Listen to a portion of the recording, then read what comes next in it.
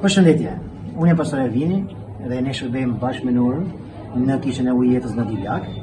Edhe jemi shumë të bekuar që gjithashtu kemi pasur bashkëpunim për shumë vitesh, për 4 ose më shumë vitesh me SHKBSH-n. Edhe lavdi Zotit ne jemi tek ajo projekti që ndjekim familjet e të burgosëve që janë jashtë.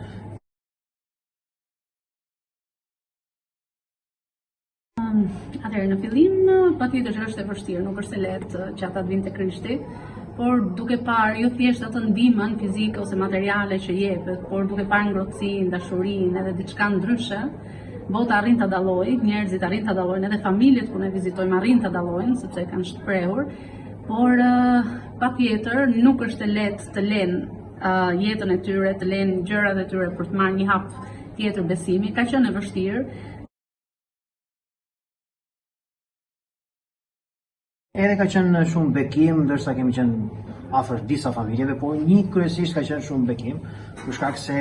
një djalë që ka qenë në burg, ndërsa ka dalë, përmes projektit Diakonia, ne kemi ndjekur që ai të rehabilitohej, edhe ka qenë një projekt i mirë me ndihmes për pompë edhe tuba uji që të fillonte të punonte me bujqësinë, edhe ka qenë shumë bekim, kemi qenë duke hyrë tek shtëpia, familja ka qenë e hapur, lavdi Zotit. Edhe madje kanë pranuar Jezusin, edhe babai i atij gjithashtu ka pranuar Jezusin, po është edhe pakzuar dhe ka ardhur edhe në kishë rregullisht, edhe është antar i kishës, lavdi Zotit tani.